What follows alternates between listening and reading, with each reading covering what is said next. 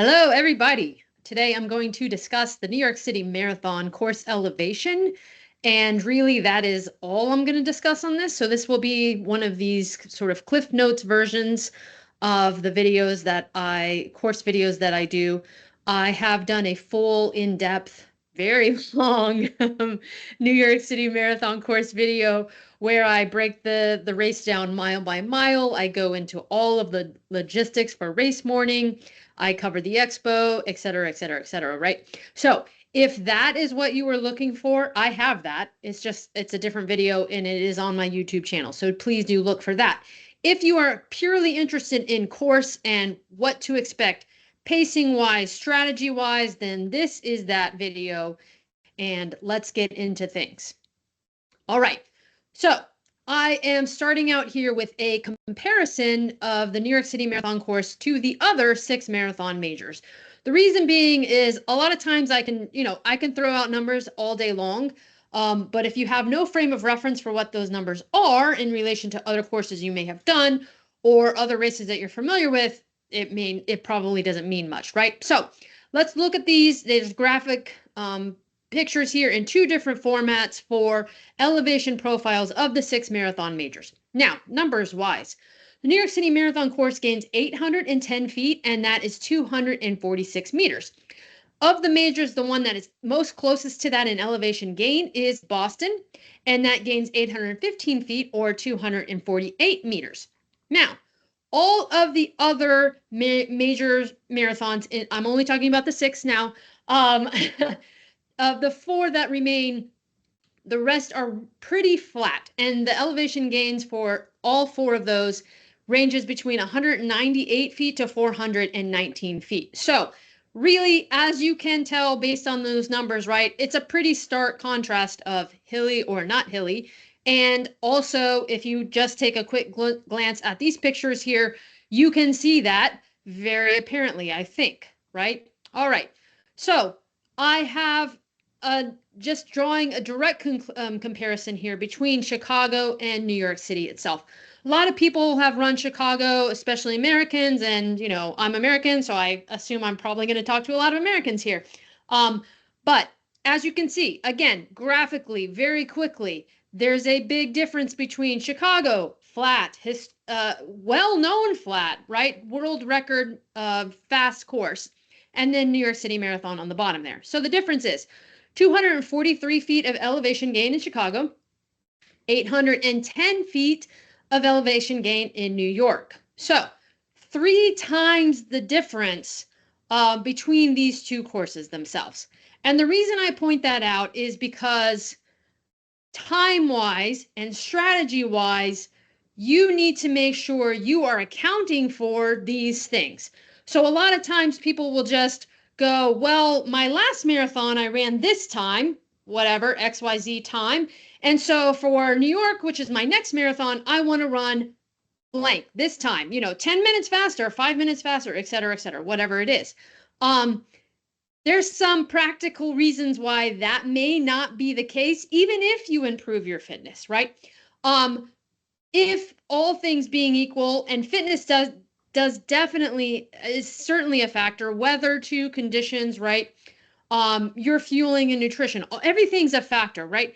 But all things being equal, right? A course with 3 times the elevation gain of another flatter, much flatter course, significantly flatter course, right? You would not expect to have the same race times come out of those 2 things, right?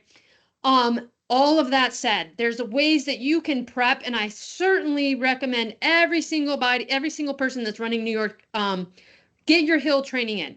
You need to practice hill training, and I am going to go in depth here explaining what types of hills you're going to encounter and when those hills come, and use all of this information to prep your training and to prepare yourself for the course that you're going to take on this November, right?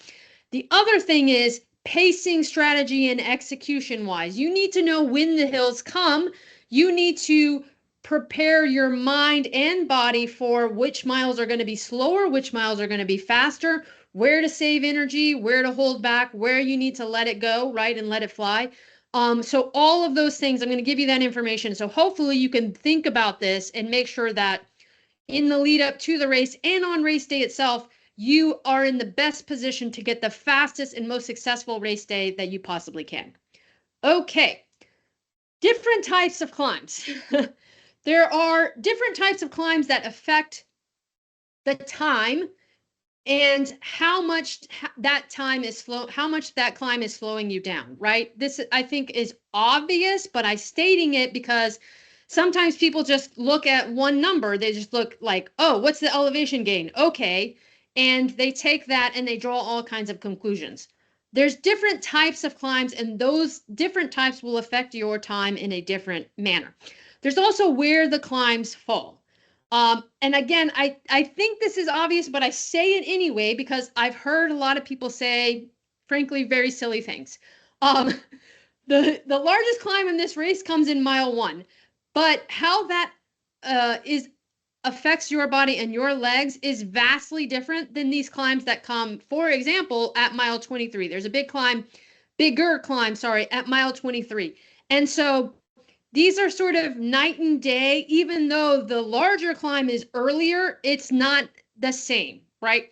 So you need to think about the type of climb and also when it's happening as to how much time it may slow you down or how much preparation you need to do. For example, between New York City Marathon and Boston Marathon, there's a lot of climbs later. So if you are prepping for either of these races, as I train and coach everybody, I say, make sure you're getting elevation late in the race, late in your training, late in your long runs, so that you practice doing climbs on very tired and fatigued legs, right? Because how you feel 15 minutes into a run is vastly different than how you feel 2 hours and 3 hours and maybe even 4 hours on race day, 4 hours into the race. That's going to have a huge difference. Okay, different types, right?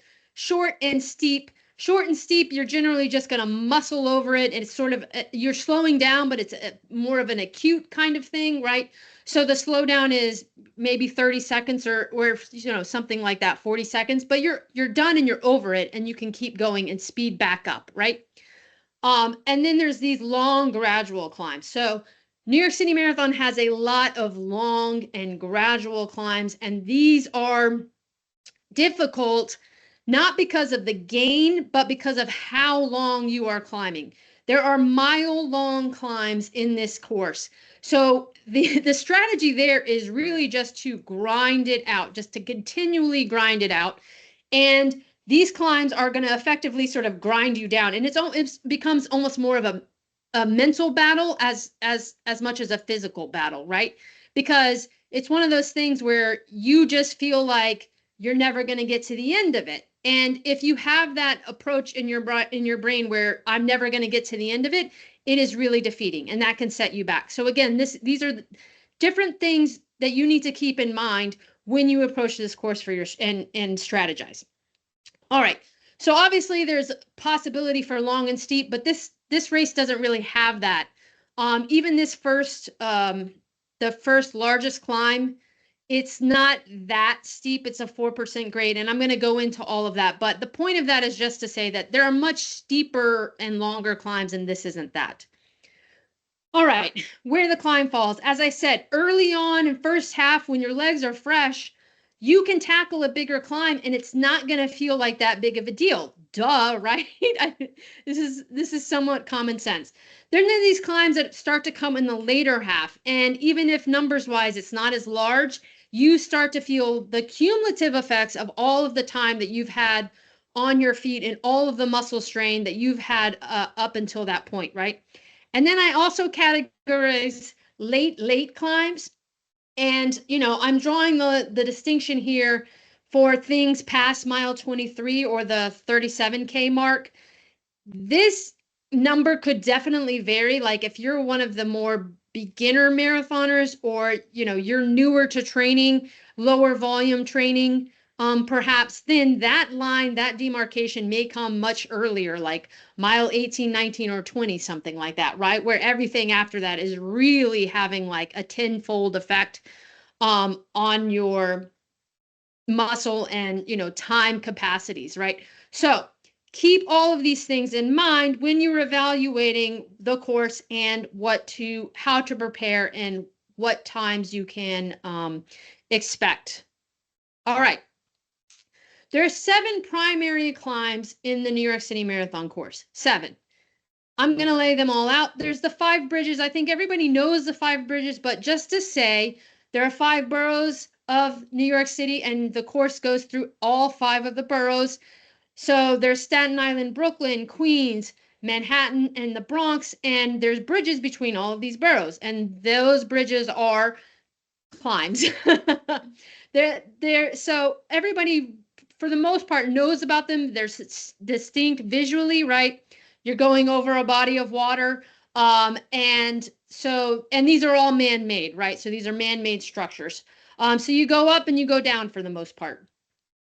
These are all the climbs. I have them highlighted here on the map. I have all of the full elevation details, but we're going to break it down. So I'm not going to read all of this out. You can read it for yourself, but I'm going to go through and cover this in a couple of different ways. So just to say, here are the bridges: Verrazano Narrows, Pulaski, Queensboro, Willis Avenue, and then Madison Avenue Bridge. And as I said, again, these connect the 5 boroughs of New York City. A climb that is not a bridge at all, but this is the Lafayette Avenue. You make a right-hand turn. This is in Brooklyn. You're continuing into the deeper parts of Brooklyn. So this is right around, it starts at mile 8, lasts for about half a mile, and this is a 53-foot climb. So it's not small, but a lot of people are not perceptively aware of it unless they've studied the course or they've listened to this course presentation, because in contrast to the bridges, it's not a distinct demarcation of going up and then going down. And the other thing is there's no actual down on the backside of this. All right. Fifth Avenue. This again is another climb, and it is not a bridge, and it is not distinct. And this is one of those things that people will not know about. And this one will really bite you in the butt hard because there's two really complicated parts about this. One is that it is long, and 2 is that, again, visually, there's no way to see how long the climb is. You don't see the crest of the hill. It's so far ahead. You're climbing for a full mile on this. And so you can't see the end of it. And mentally, this becomes a real battle, right? Because you just feel like you're just continually grinding and grinding, and you're not getting anywhere. You're just getting slower, right? And so this is one of those I really stress to people: please prepare for this climb specifically. Make sure you save your legs and save something for this, because this one's tough. All right. Now I'm going to go through the climbs in order by elevation gain. And again, use these numbers to strategize and plan out your race and pacing strategy. So the first climb is the largest climb, and it comes in the very beginning. You literally set off from Fort Wadsworth on Staten Island over the Verrazano Narrows Bridge to go into Brooklyn. And this, as I said, largest climb, 164 feet of gain here. This is a 4.4% grade. The mitigating factor of this is that you literally have not run a single step. You are going off of the starting line onto this bridge, right? So your legs are as fresh as they will ever be, as fresh as a daisy, hopefully, right? And so the effects of this climb are pretty negligible. The other thing is that the hype and the energy at this moment is insane. Like literally they are setting off cannons. And that's not an exaggeration. They are setting off cannons as you start this race. So it could not be more dramatic. There's so many distractions, right? Another just small note here: if you're on the lower side of the bridge, there's 2 colors that run on the top, and then the pink runs on the bottom. If you were in pink, the pink wave, you're going to have a little less elevation gain here, but it's not significant, right? We're not talking about hundreds of feet difference, right? But it does save you a little bit if you end up on the pink wave. Okay. Second largest climb, Queensboro Bridge. This is a 125-foot climb. This is a 2.4% grade. And you can see where it is right there from mile 15 to 16, roughly. And so this is one of those points where it starts to get, you're in the just past the back half of the race, right? And it starting to get a little tricky. And this is one of those long, gradual climbs. It's very long where people start to feel like, where's the end of this? And it's a mental grind as much as a physical grind. So that's something you want to know about. Then the third largest climb of the entire race is this Fifth Avenue mile. This is 85 feet. It's only a 1.6% grade, but it is, as I said, it is long. It is long and just feels like it keeps going forever. And it is very, very late in the race. If you are not saving something for this climb, you are going to pay twofold. So please, please listen to what I'm saying and make sure you save something in the tank to get up this Fifth Avenue mile. All right, Lafayette. This is the fourth largest climb of the race. This is 53 feet. This is a 2% gain grade, sorry. And, you know, it's one of those, it's relatively early. It comes right around mile 8. So it's not too bad, but you just want to be aware of it. Don't be alarmed if you slow down and you're losing like 10, 15 seconds on the mile here. That's fine. It's okay. You don't need to fight it and burn your legs out early. Just go with it, right? All right, the Pulaski Bridge. This goes from Brooklyn into Queens. This is 46 feet of gain and a 3.5% grade, and it comes right at the halfway mark. You're actually on the Pulaski Bridge as you're crossing the half. Willis Avenue. This is a 34-foot climb, a 1.5% grade. It's not that much numbers wise, but this is falling right before mile 20. This is as you're entering into the Bronx. And so again, this is this part, you're hours into the race now, and people start to be fatigued. That is totally normal. So a 34-foot climb at that point can do some damage if you're not prepared for it. The last of the 7 climbs, this Madison Avenue Bridge, it's only 15 feet. It seems like nothing on paper, and it, you know, visually I've actually run this bridge, I don't know, 100 times on different training runs, and it is nothing until you get to race day and you're doing this bridge at mile 21 and you're a little tired by that point, right? And so again, where it falls can have a big impact on the time and how you can get over this climb. All right. Now, as I mentioned before, those late climbs, I like to bring these up because for me, I like to know what to expect in these later miles of the race, because your race can really be made or lost in these late miles. In this last 5K, this is when you can, you know, soar to success or you can crumble. And so I really like to go over this. So I am going to go over it in depth. So there's 4 climbs here. As I mentioned, I'm going to start here from mile 22, which is the 35K mark. And I'm going to go over all of these in depth so that you can know this in your brain and check these off as you're going through the race on the day itself. That Fifth Avenue climb, third largest.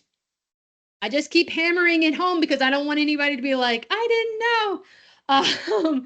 Please prepare for this. And there's a close-up of it on this elevation, so you can see it is indeed a long grind climb. All right. There's a climb. You're coming down the backside of Cat Hill. You're going south in Central Park, and you're coming off of the back side of Cat Hill, and you're going onto what we call the lower loop here.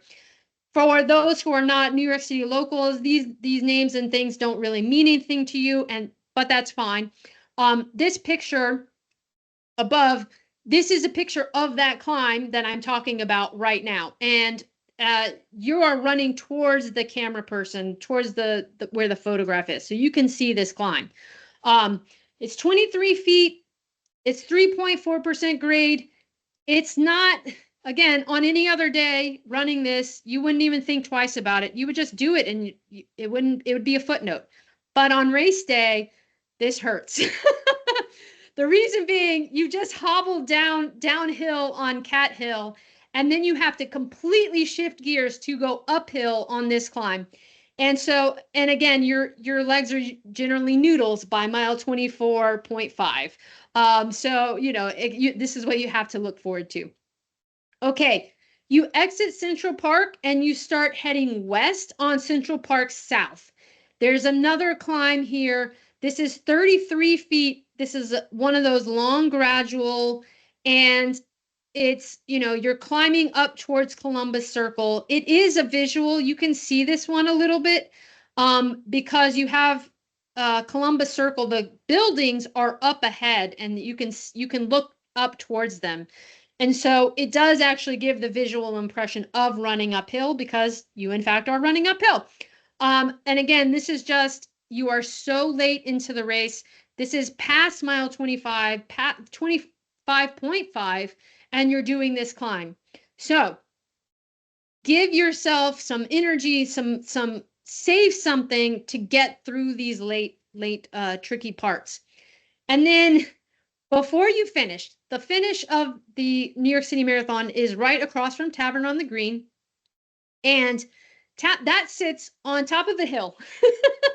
But it's a small hill. This is a very small hill. But I just pointed out because you are past the 26-mile mark, and now you can see the finish line ahead. You are trying to kick, and you are giving everything that you have left. And that is a little hill, right? This is 12 feet. It's not a big deal, but it's just that something that you want to know that is there, right? Because it can feel a little bit like you're moving your legs, but you're not moving forward, right? You know that feeling?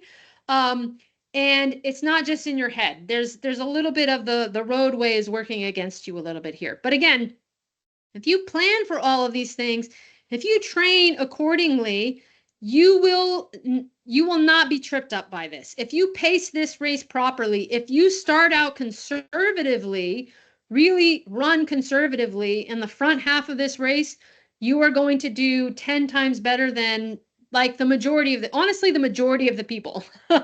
And so race smartly, pace smartly, train smartly. That's my advice to you.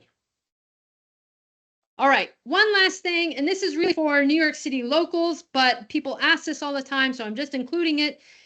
We have here Harlem Hill. It's a part of our regular Central Park loop, and people all the time run Harlem Hill, and they want to know, is that good preparation for the New York City Marathon, and what does it prepare you for? What type of the hill? So I'm going to tell you. So it starts here at 29 feet, and the crest is at 108 feet, so that's a difference of 79 feet, right? So numbers wise, in terms of gain, this is a gain close to that Fifth Avenue climb, which is right about 85 feet. So it's close to that, but it's a steeper grade. It's a 4% grade here. So this grade is comparable to actually the very first bridge climb, the Verrazano Narrows Bridge, which is also a 4% grade. It's a relatively steep grade.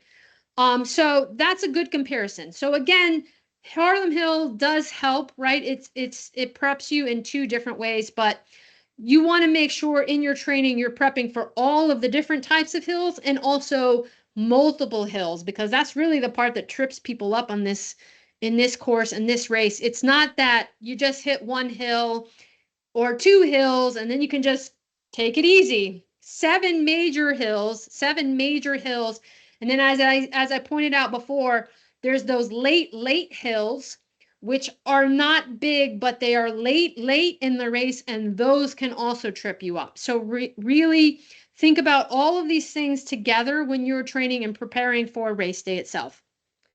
Okay, that's it. That's all I got to say. If you have any questions, please leave them for me in the comments. And as I said before in the beginning, if you want to go through the whole logistics and how to get to the start and all of those things, I have all of that information in a separate video, so please do watch that. Okay, thanks, guys.